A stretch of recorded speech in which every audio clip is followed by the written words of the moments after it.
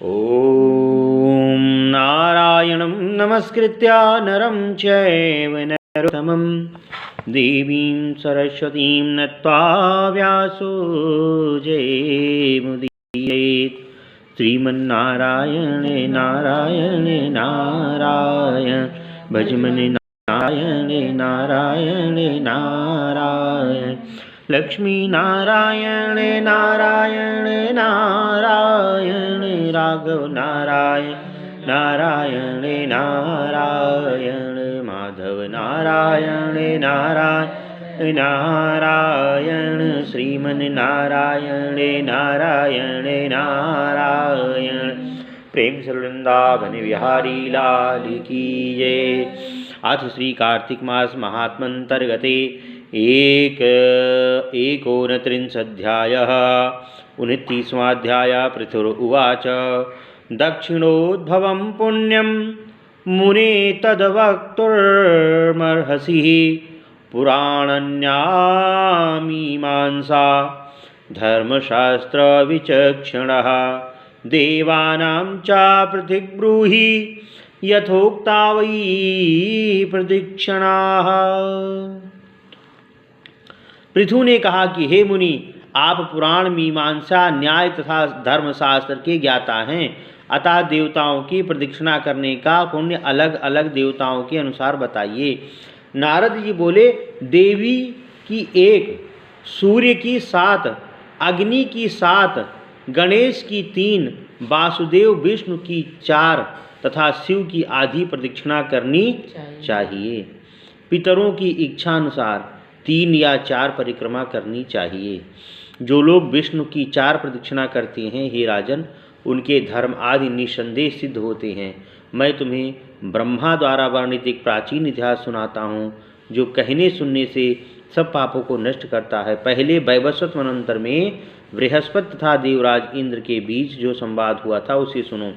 एक बार समस्त भोगों तथा देव परिवार से युक्त इंद्र ने देवगुरु बृहस्पति से इस प्रकार कहा। इंद्र बोले, हे समस्त तत्वों को जानने वाले महाभाग बृहस्पति जी, प्राचीन काल में जब ब्रह्मकल्प नहीं था, उस समय सृष्टि कैसी रही? इंद्र तथा देवता किस प्रकार रहे तथा उनके कर्म क्या थे, यह भी बताइए। बृहस्पति बोले, हे इंद्र, उस समय की बात को हम नहीं जानते, क्योंकि ब्रह्मा के वर्तमान एक दिन में 6 मनवंतर बीत चुके हैं, अतः इस संबंध में हम कुछ भी कहने में असमर्थ हैं। आपके लोक में सुधर्म नामक एक व्यक्ति रहता है, वह इस बारे में जानता है, अतः इस बारे में उसी से पूछा जाए। यह निश्चय करके इंद्र तथा बृहस्पति सुधर्म के पास गए। उस समय वह देवताओं के बीच बैठा हुआ था। देवराज इंद्र को बृहस्पति के साथ आया हुआ देखकर सुधर्म ने उनकी यथाविधि अर्चना की। देवराज इंद्र सुधर्म द्वारा अपनी पूजा देखकर तथा उनका ऐश्वर्य देखकर आश्चर्यचकित हुए। फिर वे विनम्रता पूर्वक बोले। इंद्र ने कहा, हे सुधर्म, आप सब धर्मों को जानने वाले, सब संपत्तियों से युक्त तथा यश, तेज एवं कीर्ति से मुझसे अधिक हैं। हे साधु, आपने किस दान, तप, यज्ञ, तीर्थ सेवन अथवा अन्य प्रभाव से ऐसे ऐश्वर्य को प्राप्त किया है? आप पिछले ब्रह्मकल्प के वृत्तांत को जानते हैं। जब संपूर्ण सृष्टि सो जाती है, तब भी उसकी गतिविधियों को आप किस प्रकार जान लेते हैं, यह बताइए। देवराज के यह कहने पर सुधर्म ने प्रसन्नतापूर्वक पूर्वकालीन वृत्तांत को विनीत होकर विधिपूर्वक इस प्रकार बताया। 1000 बार 4 युगों के बीत जाने पर ब्रह्मा का एक दिन होता है। उस एक दिन में 14 मनु होते हैं। 14 इंद्र, अन्य सब देवता तथा संपूर्ण सृष्टि भी एक ही प्रकार की होती है। कर्ताओं के विपुल संख्या को कौन जानता है? मैं विष्णु लोक में ही बना रहा और उस बीच बहुत से ब्रह्मा चले गए। हे आदित्य पुत्र देवराज इंद्र, उनकी संख्या गिनी नहीं जा सकती। उसके बाद मैं इस देवलोक में आया। मैंने जो शुभ कर्म किए उन्हें सुनाता हूँ, क्योंकि उन्हें कहने तथा सुनने से सब पाप नष्ट होंगे। हे इंद्र, मैं पूर्व काल में एक पापी गिद्ध था तथा पृथ्वी पर रहकर खराब मांस का भोजन किया करता था। एक बार मैं विष्णु मंदिर की दीवार पर बैठा हुआ था कि बहेलिये के तीर से घायल हो मंदिर के आंगन में जा गिरा। तभी मेरे मांस का लोभी एक कुत्ता आया। वह मुझे मुंह में दबाकर अन्य कुत्तों के भय से मंदिर की प्रदक्षिणा करता हुआ भागा। मांस खाने के लोभ में अन्य कुत्ते भी उसके पीछे भागे। इस प्रकार सबके द्वारा विष्णु मंदिर की प्रदक्षिणा हो गई। उससे भगवान जगन्नाथ बड़े संतुष्ट हुए। उन्होंने मुझे तथा कुत्तों को परम पद दे दिया। जब गिद्ध को प्रदक्षिणा करने का ऐसा फल मिला तो जो लोग विधि पूर्वक प्रदक्षिणा करते हैं उनके विषय में तो कहा ही क्या जाए।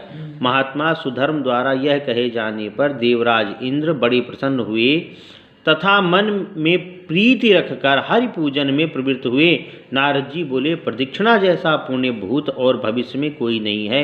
कार्तिक मास के शुक्ल पक्ष की नवमी को भगवान महेश्वर की प्रदक्षिणा करने से सब पापों से मुक्ति मिलती है। कार्तिक शुक्ल पक्ष की नवमी सतयुग के आरंभ की तिथि होती है।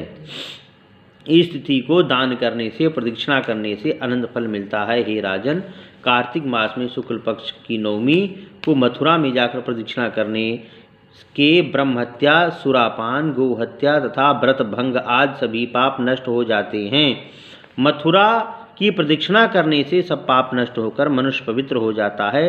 परिक्रमार्थी के पांव जहाँ जहाँ पड़ते हैं उन उन दिशाओं के सभी पितर स्वर्गलोक को प्राप्त होते हैं। अतः हे वत्स, मथुरा की प्रदक्षिणा प्रयत्न पूर्वक करनी चाहिए। यदि कोई अन्य देशवासी मथुरा की परिक्रमा करने के लिए जाता है तो उसके दर्शन मात्र से ही सब पाप दूर हो जाते हैं। यदि मथुरा दूर है तो किसी अन्य नगर की अथवा मनुष्य जहाँ रहता हो वहीं की प्रदक्षिणा कर लेनी चाहिए। यदि इसमें भी असक्त हो तो ब्राह्मण, विष्णु अथवा गौशाला की प्रदक्षिणा ही कर लें। अब मैं तुम्हारे स्नेह के कारण अत्यंत गुप्त बात भी बताए देता हूँ। तुलसी तथा शालिग्राम की प्रदक्षिणा से श्रेष्ठ ना तो कुछ है और ना भविष्य में होगा।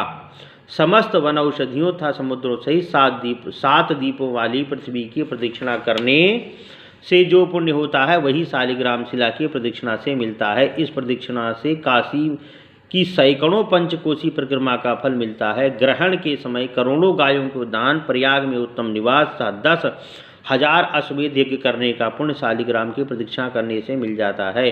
गाय, ब्राह्मण, सन्यासी तथा देवालय ये सब भी शालिग्राम के समान ही हैं। शालिग्राम से अधिक किसी की प्रदक्षिणा नहीं है। अतः कार्तिक शुक्ल नवमी को उनकी प्रदक्षिणा करनी चाहिए। ब्राह्मण, गऊ, देवालय, मठ, तुलसी वन आदि अनेक स्थानों में शालिग्राम निवास करते हैं।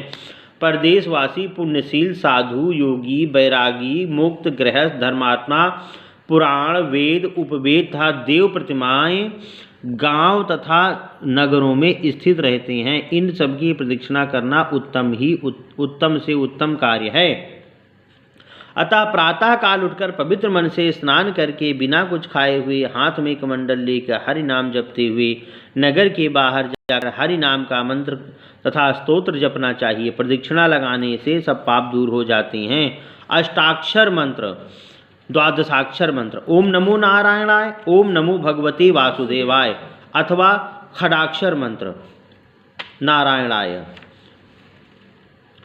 का जप करते हुए प्रदक्षिणा करनी चाहिए। जब तक लोग बाहर ना निकलें और गायें भी घर में ही रहें उससे पहले ही प्रदक्षिणा लगाना आरंभ करना पुण्य फलदायक कहा गया है। जब तक सूर्य न दिखें तब तक नगर अथवा ग्राम के बाहर प्रदक्षिणा लगानी चाहिए। इस अवधि में 1, 3, 4 परिक्रमाएं लग जाएं।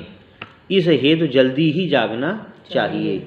सूर्योदय के पश्चात नगर की प्रदक्षिणा लगाना आरंभ ना करें। उस स्थिति में देवालय अथवा अपने घर में स्थित तुलसी के पौधे की परिक्रमा लगानी चाहिए। शालिग्राम की प्रदक्षिणा करने से बड़ा पुण्य होता है। उसे करके ब्राह्मणों की पूजा करें तथा उन्हें खीर का भोजन कराएं। फिर उनकी प्रदक्षिणा करके दक्षिणा भेंट करें। इस प्रदक्षिणा अध्याय को जो ब्राह्मण पढ़ते हैं अथवा जो लोग भक्त पूर्वक सुनते हैं उन्हें श्रेष्ठ गति प्राप्त होती है।